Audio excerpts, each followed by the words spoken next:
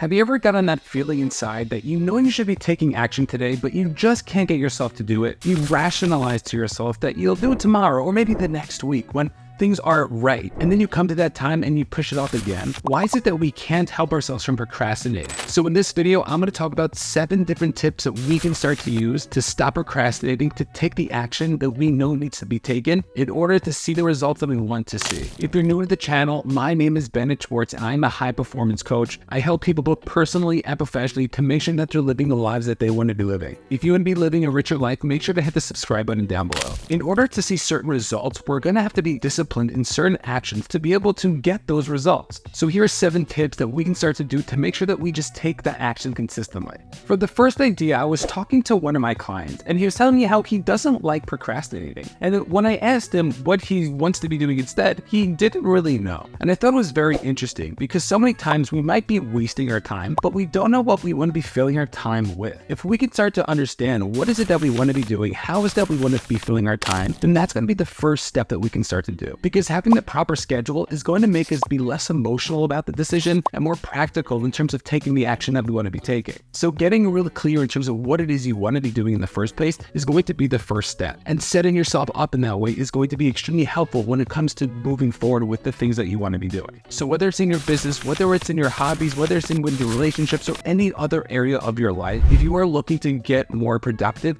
make sure you know what it is that you want to be doing. And so many times I find people who are so vague in terms of their goals. They want to make money. That's too vague. Get specific what it is that you want to be doing. And the more specific we can get, then we can start making the plan for ourselves to start taking that action. The second idea that we need to understand is we need to get extremely clear on our why. You see, we might know what we want to be doing, but we don't necessarily know why we want to be doing it. And if we only stay on the surface level of why it is we want to do that thing, so most of the time that's not going to be something to help us move forward. We might want to be making money, but we have to understand that if we don't know why we want to be making money and really peel the onion layers back a little bit, so we're not going to be able to stay connected to that goal. Because when it comes between putting in work and watching Netflix, so we're going to understand that we might want to be watching Netflix because that's what's easier and that's what's going to feel good right now. But if we get very clear on our why and understand why does we want to do it, because I want to be the best husband or wife that I can be, or the best father or mother that I can be in order to serve my family so I can experience certain things with them, that's going to be a lot deeper reason as opposed to just saying I want to be making money. So getting clear on your why, of understanding what it is you're doing and why it is you're doing it, can be something that can be really helpful, because when you have that fight and that balance between doing something productive and something that's going to help you procrastinate,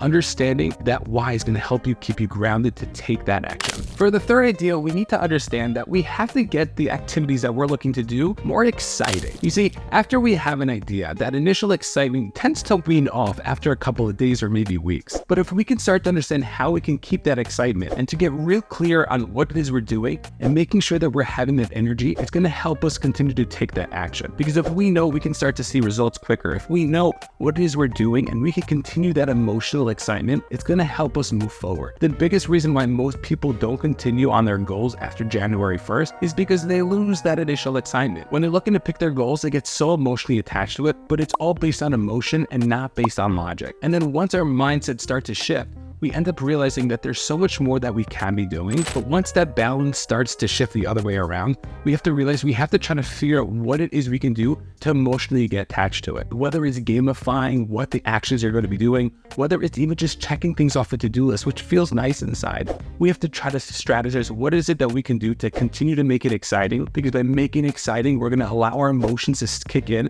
step in, and we're going to be able to ride that wave a lot better. We also have to be realistic that our emotions are going to be up and down, and getting the work done is going to be the thing that we're going to have to be consistent about. Take a look at my video on discipline where we talk about that consistency of taking that action, but understanding that our emotions are going to go up and down, but that consistency of the work is what we're going to need. So when it comes to time and you're not in the mood to do the work, understand that that action you take in that moment is going to be the thing that's going to help us bring our emotion back into it. And most of the time, success is really boring. Once you figure out that equation for what success really entails, you're going to see it's really just doing the same things over and over again. So really important is trying to find out how you can make it more exciting, because the more exciting you keep it, the more you're going to be able to continuously do that action. When it comes to the fourth tip, we have to understand that most of our day is going to be filled with certain activities.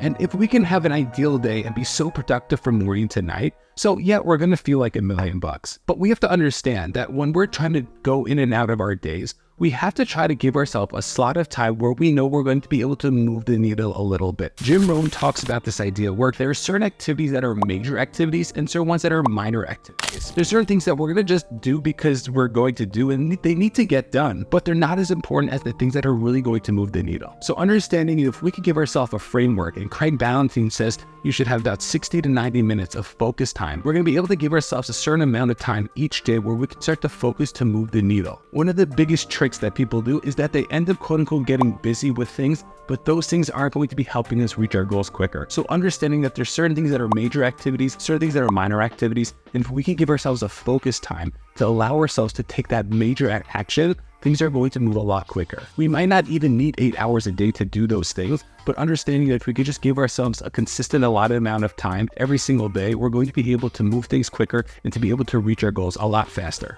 The fifth idea is understanding that we have to build the habit of not procrastinating. You see, when I work with my clients, I try asking them something that they want to work on. So whether it's they want to start waking up earlier or whether they want to be on social media less, we start to work on different areas. The thing is, I don't tell them to eat the whole elephant at once. What we try to do is we try to slowly build up over time. Because if I told you that if it would take you 6 months to break this habit, you'd probably freak out and not want to do it. But if I told you we started 6 months ago and now you were able to do the thing that you wanted, would you have not taken that? We have to understand that these habits are going to have to be broken over time. So that initial feeling that you get when you see your phone and you have the urge to pick it up, understand that, you know what, let me wait just 5 seconds. Let me be in control and then look to pick it up. It's I want to get out of bed, you know what? Let me figure out how I can get out of bed early 3 times a week. And if we could start to build the small habits, then you're going to see over time, they're going to compound and you're going to become the person who starts to do those things. So the next time you pick up your phone, it's going to be 10 seconds and then 20 seconds. Then you're going to be able to have that self-control